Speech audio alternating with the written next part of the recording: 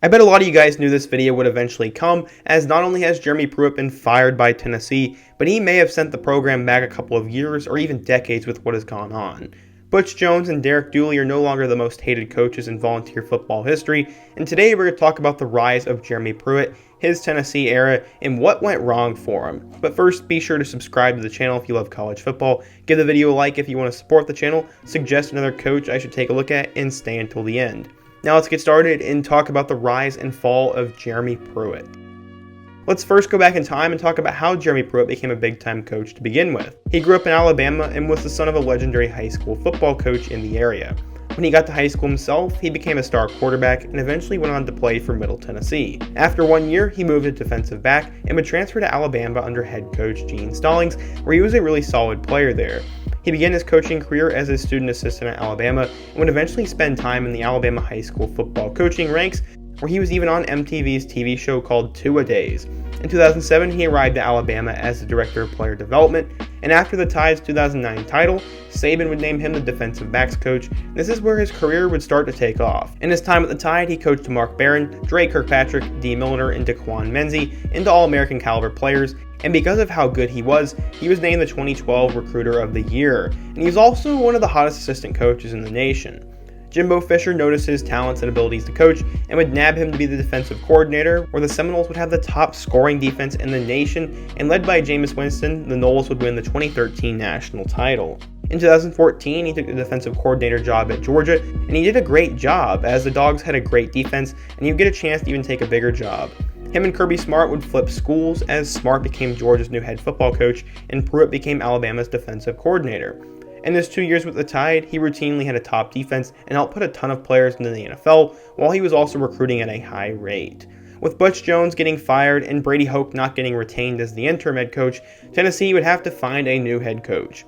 For a while, some people said it was going to be Purdue's Jeff Brom as the new guy, and then there was serious traction with Greg Schiano, but after Philip Fulmer came in as the new athletic director, he put that to rest, decided to hire his own guy, and chose the Nick Saban disciple of Jeremy Pruitt, and he became the next head football coach of the Volunteers. Of course, Pruitt was going to bring Tennessee football back to title relevance, just like they said before Lane Kiffin, Derek Dooley, and Butch Jones. Going into the 2018 season, the Volunteers had a familiar face at quarterback that we have all grown to love. His name was Jarrett Guarantano. Funny enough, they actually could have had Nebraska's Adrian Martinez or Indiana's Michael Penix Jr., but those offers were pulled when Pruitt came in, and JG was going to be the guy. They did bring in one other guy as a grad transfer though, and that was Stanford quarterback Keller Christ, and he would come in and not even get a chance to earn the job, and Jarrett Guarantano was the guy. At running back, they had Ty Chandler and Tim Jordan, plus Michigan State transfer Madre London. At wide receiver, they had Jawan Jennings, Marquez Callaway, and Josh Palmer, and on defense, they had Kyle Phillips and star safety Nigel Warrior. There was some talent on the team for sure, and many would just hope for a bowl berth in year one under Pruitt.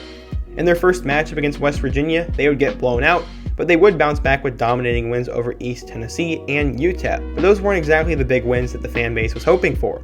They would get blown out by both Florida and Georgia the following two games before they would pull off the biggest win of the Pruitt era. They went on the road and beat number 21 Auburn, and this was a huge stepping stone in the right direction. Things would settle back down to earth though, as Alabama would put them back in their place with a destructive win, and then they'd lose a close one to South Carolina the week after that. In order for Tennessee to make a bowl, they'd have to win 3 of their last 4 games. Things were looking pretty good after they'd beaten Charlotte and destroyed number 12 Kentucky, but Missouri would get the best of them, and they'd have a winner-take-all game for bowl eligibility with the Vanderbilt Commodores. Tennessee would get blown out in that game, and the Volunteers would finish 5-7 in year one under Pruitt. They had definitely shown some promise with 2 top 25 wins, but the Vanderbilt loss and the sheer amount of blowouts were not fan favorites. Going into 2019, Guarantano was once again back at quarterback. They had 3 running backs in Ty Chandler, Tim Jordan, and Eric Gray, and then Jawan Jennings and Marquez Callaway were back at wide receiver. Pruitt would back up the hype with the number 13 recruiting class in the country, which included 2 5-star recruits. They were picked to finish 5th in the SEC East, but many fans thought that wasn't good enough, but they were immediately put back in their place. In week 1, they had the worst loss in school history as they lost to Georgia State at home, and this sent shockwaves around college football, and some wondered if Pruitt would even have his job after that game. Things did not get much better in week 2, as Zach Wilson and BYU made a couple of miracle plays at the end, and then beat the Volunteers in double overtime. To calm the Flames, he had a monumental win over Chattanooga before 2 more losses to Georgia and Florida at 1-4, and things were not exactly looking good for Pruitt. They'd beat Mississippi State the following week and then looked competitive against Alabama before they won their last 5 SEC games, including wins over Missouri and Kentucky, and they got to a 7-5 regular season record, and he had saved and rightened the ship.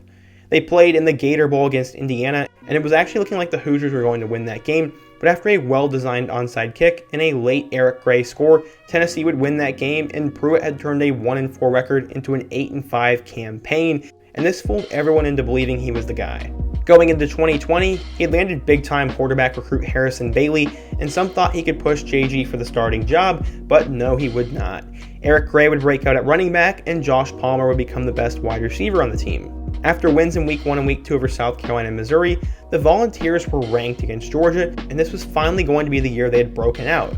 I mean, they were on a 10-game winning streak. After taking a lead at halftime, it looked like Tennessee football was for real, but as we all know, it was a false reality. Georgia came out and blew the rails off of them in the second half, and Tennessee would lose the game, and seemingly that put them into oblivion as they followed that up with a blowout loss to Kentucky, which was one of the worst home losses in school history. Then they lost to Alabama pretty badly before they had 3 more L's against Arkansas, Auburn, and Florida. The quarterback play was atrocious all year, and Harrison Bailey had finally gotten a chance, but the program was just a dumpster fire at this point. Luckily, they managed to beat Vanderbilt before they lost to Texas A&M in their regular season finale, and if they had lost to Vanderbilt, I don't think Pruitt would have made it off the field.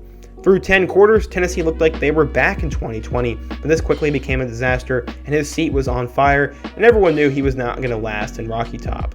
Things really began to go south for Pruitt, though, as the school would open an investigation on him and the staff, and then inform the NCAA that there were a ton of recruiting violations committed, and this was the beginning of the end for Jeremy.